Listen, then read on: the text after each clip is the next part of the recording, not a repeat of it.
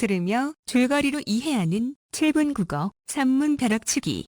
이번 시간에는 유씨 부인의 국문 고전수필 조친문을 살펴보겠습니다. 7분 국어 작품 이해하기. 조친문의 주제는 부러진 바늘에 대한 애도입니다. 제문 형식을 채용하여 바늘에 대한 추모의 정을 드러내고 있습니다.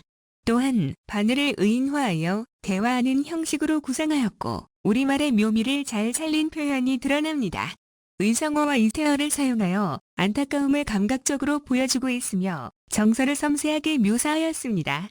조친문은 표기법 등으로 볼 때 조선시대 후기의 내간체 작품들과 크게 다르지 않기 때문에 창적 연대는 19세기 중엽 정도로 추정되나 조선 신조 때 유씨 부인이 지은 것으로 보는 견해가 일반적입니다. 부러진 바늘에 대한 애통한 심정을 제문의 형식으로 쓴 작품으로 글쓴이는 바늘을 의인화하여 안타까운 심정을 표현하면서 바늘에 대한 애정과 바늘의 쓰임새 그리고 바늘이 부러진 데 대한 슬픔을 드러내고 있습니다. 조친문은 서사, 본사, 결사의 3단 구성을 취하여 내용을 전개하고 있습니다. 먼저 서사에서는 제문을 짓게 된 동기를 제시하면서 바늘을 연결합니다. 본사에서는 바늘을 얻게 된 계기와 바늘의 공로와 재질, 그리고 바느질하는 모습, 또한 바늘이 부러진 순간의 슬픔을 드러내고 자책합니다.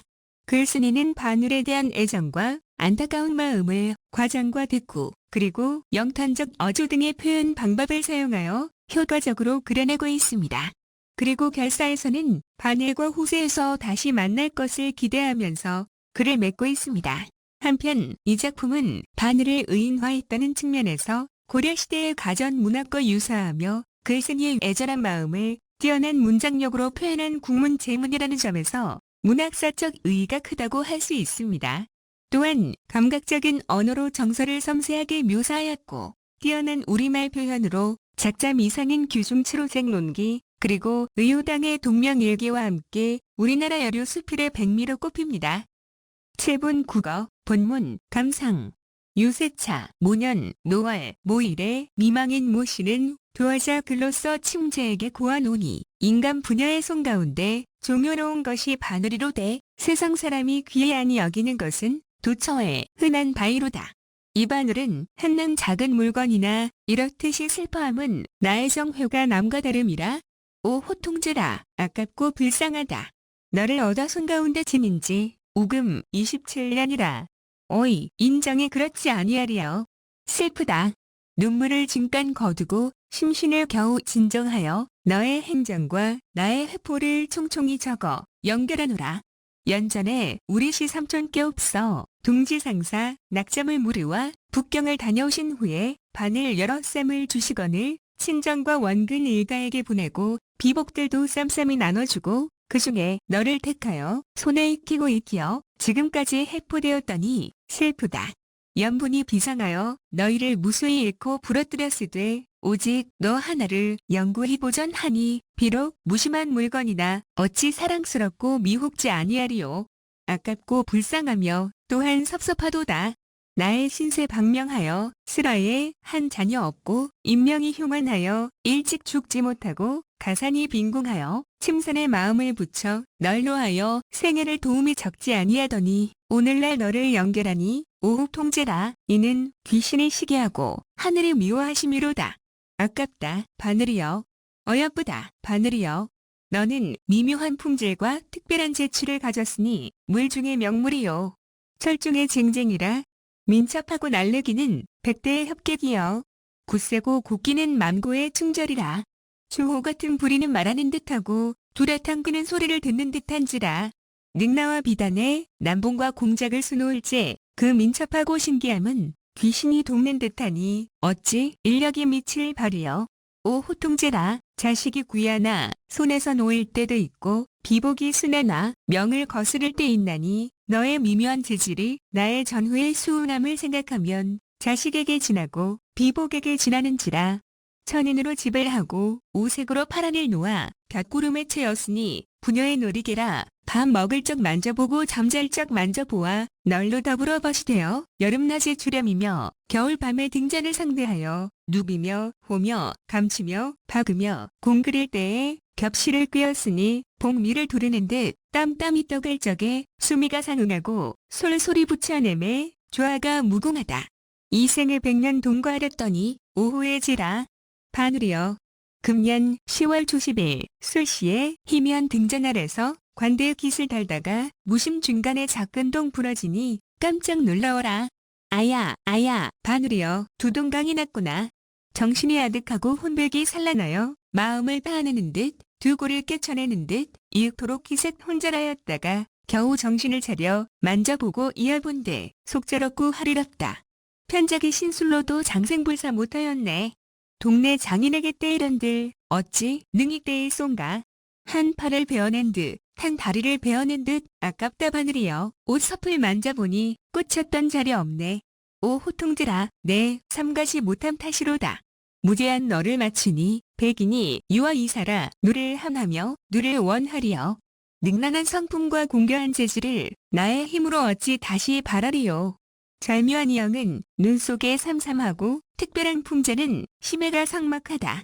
네, 비록 물건이나 무심치 아니하면 후세에 다시 만나 평생 동거지정을 다시 이어 100년 고락과 일시생사를 한 가지로 하기를 바라노라. 오후에 저라 바늘이여. 7분 국어 심화학습. 첫 번째, 조친문에서 글쓴이의 신분입니다. 조친문은 미망인 유시의 작품으로 알려졌을 뿐 연대와 작자의 인적사항은 알려진 바가 없습니다. 글쓴이가 제문의 형식을 정확히 알고 있고 문장 실력이 뛰어나며 고사에 능통한 점으로 보아 어려서부터 독서와 문안 편지 쓰기 등으로 문장 실력을 닦아온 양반 가문의 여인이었을 것으로 추정됩니다. 그러나 글쓴이는 가산이 빈궁하여 바느질을 전문으로 하는 친모로서의 모습도 보이고 있는데 이는 정황상 바늘에 대한 애도를 효과적으로 드러내기 위한 의도가 반영된 것이라고 볼 수 있습니다. 한편 글쓴이가 선물로 받은 바늘을 비복들에게도 나누어 주었다고 하였는데 비복을 거느리고 살 정도로 여유 있는 상황에서 가난 때문에 삭바느질을 했다는 것은 내용상 모순이 됩니다. 따라서 이는 사별한 남편에 대한 안타까움과 그리움을 부러진 바늘에 빗대어 표현하는 과정에서 설정된 구성이라고 할 수 있습니다. 두 번째, 조친문의 주제가 가지는 이중성입니다. 조친문은 표면적으로 부러진 바늘에 대한 애도의 정을 드러냅니다. 그러나 이를 죽은 남편에 대한 그리움과 한을 나타낸 것으로 보기도 합니다. 남편의 죽음으로 홀로 남겨진 애통함을 바늘을 통해 우회적으로 표현한 것으로 바늘에 대한 과장된 슬픔의 정서는 사별한 남편에 대한 애절한 그리움과 추도의 정으로 해석할 수 있습니다. 조친문에서 부러진 바늘을 위하여 제문까지 짓고 과장되게 애도하는 것에 대하여 글쓴이는 이렇듯이 슬퍼함은 나의 정회가 남과 다름이라 오 호통제라 라고 말합니다. 이는 남편의 죽음이라는 절망적인 상황에 직면한 아내가 바늘에 의탁하여 자신의 심정을 표현하기 위한 암시이자 비유로 해석할 수 있습니다. 즉 일찍 죽은 남편에 대한 애절한 그리움과 추모의 정이 평소에는 가까이 하다가 부러뜨린 바늘에 대한 과장된 슬픔의 정서로 표현된 것으로 볼 수 있는 것입니다. 따라서 작품의 표면적인 주제는 부러뜨린 바늘에 대한 애도의 정이지만 그 이면에는 죽은 남편에 대한 그리움과 한이 전제되어 있는 것입니다. 세 번째, 조친문의 표현상 특징입니다. 이 글에서는 바늘이 부러진 것에 대한 안타깝고 슬픈 심정을 드러내기 위해 대굿밥이나 과장된 표현 등을 효과적으로 활용하고 있고 실제 바느질에 사용되는 언어를 사용하여 바느질하는 여인의 섬세한 모습도 잘 묘사하고 있습니다. 특히 한 팔을 베어낸 듯, 한 다리를 베어낸 듯 아깝다 바늘이여 에서 사용된 대굿법과 정신이 아득하고 혼백이 산란하여 마음을 파내는 듯 두 골을 깨쳐내는 듯 이윽도록 기색 혼자라였다가 겨우 정신을 차려 만져보고 이어본데 속절없고 하리랍다. 라는 말에 사용된 과장된 표현은 바늘을 잃은 글쓴이의 아쉬움과 애통한 심정을 효과적으로 드러내고 있는 부분입니다. 그리고 자식이 귀하나 손에서 놓일 때도 있고 비복이 순하나 명을 거스릴 때 있나니 라고 하여 자식과 비복보다 바늘이 낫다고 한 점이나 바늘이 부러지던 순간 잠시 동안 혼자라였다는 것, 그리고 주호 같은 부리는 말하는 듯하고 뚜렷한 귀는 소리를 듣는 듯한지라 라고 말한 부분에서는 바늘을 생명체이자 감정이 있는 대상으로 인식하고 있는 매우 독창적인 표현입니다. 따라서 이 글은 제문이라는 형식을 통해 바늘에 대한 애절한 심정을 개성적으로 드러내고 있어 표현력이 뛰어난 작품이라고 할 수 있습니다. 네 번째, 백인이 유아 이사에 나타난 고사입니다. 백인이 유아 이사라는 말은 백인이 나로 말미암아 죽었다는 뜻으로 다른 사람이 화를 입은 원인이 자기에게 있음을 한탄할 때 쓰는 말입니다. 백인은 중국 진나라 때의 선비였던 주의의 자입니다. 주의가 진나라에서 벼슬을 하고 있을 때 명망이 높았던 신하 중에 한 사람인 왕도가 그 동생 왕돈의 모반으로 애매하게 투옥되었으므로 여러 번 상소하여 그를 구출해내었습니다. 왕돈은 이러한 사실을 까맣게 모르고 있었습니다. 그런데 이번에는 백인이 그 일로 말미암아 옥에 갇히게 되었는데 왕돈은 그를 구출할 만한 자리에 있었으면서도 손을 쓰지 않아서 백인은 마침내 죽음을 당하고 말았습니다. 후에 왕돈은 백인이 자기를 구하려고 올렸던 표문을 발견하고서야 내 비록 백인을 죽이지는 않았으나 그는 나로 말미암아 죽었다 라고 한탄하였다고 합니다. 다섯 번째, 조친문에서 사용된 제문 형식입니다. 천지신명이나 죽은 사람에게 제사를 지낼 때 쓰는 글 중에는 제문과 충문이 있습니다. 충문은 죽은 사람이나 조상 또는 토지의 신에게 제수를 올리니 받으라는 내용의 간단한 글로써 길이가 짧습니다. 그러나 제문은 죽은 사람을 추모하는 내용을 담은 글이기 때문에 자연히 길이도 길어지게 됩니다. 제문은 대개 서사와 본사 그리고 결사의 세 부분으로 이루어집니다. 서사에서는 유세차, 모년, 노월, 모일에 아무개는 아무개에게 고하노니 라는 상투적 문장으로 시작합니다. 조친문에서도 유세차, 모년, 노월, 모일에 미망인 모씨는 두하자 글로써 침자에게 고하노니 라는 문장으로 시작하여 오랜 시간 함께한 바늘에 대한 남다른 마음을 간곡하게 적어 부러진 바늘을 연결하고자 한다고 하여 제문을 쓰는 심애와 취지를 말하고 있습니다. 제문에서 본사는 죽은 사람의 살아생전 모습을 회상하면서 여러 가지 감정을 표현합니다. 이 작품에서도 바늘을 얻은 내력과 바늘과 함께한 생활, 그리고 바늘이 부러진 경위를 설명합니다. 글쓴이는 시인 삼촌이 중국에 다녀와 바늘을 주셨고 다른 바늘보다 오랫동안 자주 써서 손에 익었다고 하며 자식 없이 살면서 바느질로 연명하였기 때문에 도움이 적지 않아 매우 사랑했다고 말합니다. 결사에서는 죽은 사람에 대한 슬픔의 정을 드러냅니다. 조친문에서도 글쓴이가 바늘이 부러진 것을 슬퍼하며 후세에 다시 만나 함께하기를 바라며 애도합니다. 이러한 제문 형식은 바늘을 잃은 글쓴이의 슬픔과 추모의 정을 담아내기에 가장 적절한 방식이라고 할 수 있습니다. 여섯 번째, 조친문과 가전문학의 공통점과 차이점입니다. 조친문과 가전문학은 모두 사물을 의인화했다는 점이 공통적입니다. 그러나 조친문은 국문문학이며 여성 작가인 반면에 가전문학은 한문문학이고 남성 작가의 작품입니다. 조친문은 제문의 형식으로 되어 있으며 글쓴이가 내용에 개입하는 반면에 가전문학은 전기적 형식으로 구성되며 작가는 작품에 개입하지 않습니다.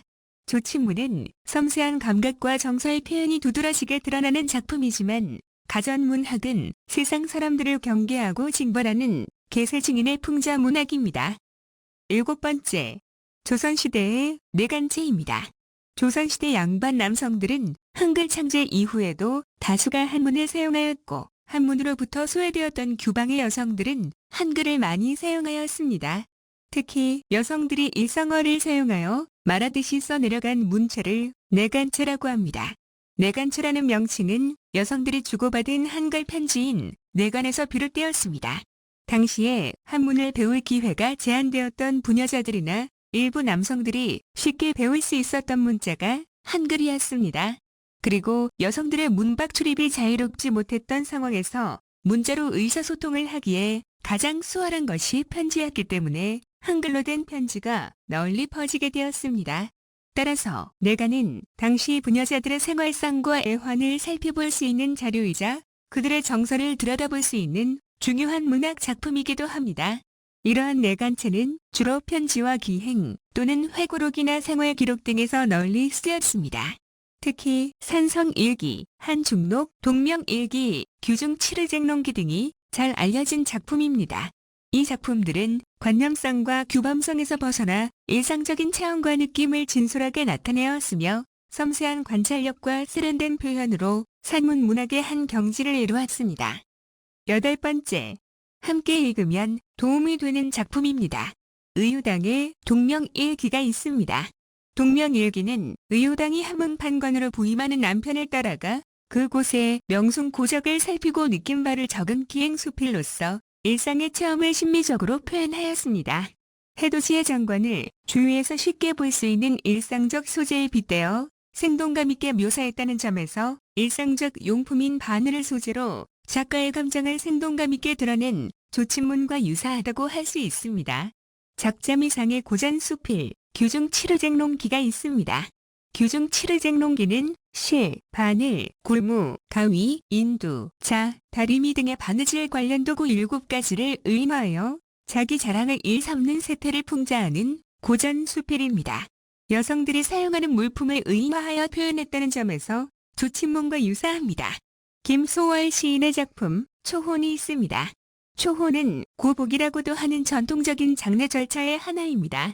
고복의식은 죽은 사람을 재생시키려는 의지의 한 표현으로 혼을 불러들이는 일종의 부름의 의식입니다. 이 시의 화자는 반복법과 영탄법을 사용하여 망자와 헤어진 것에 대한 아쉬움과 슬픔을 격정적으로 토로하며 살아있을 때 정성을 다하지 못한 사실에 대한 회한의 정서를 드러내고 있습니다.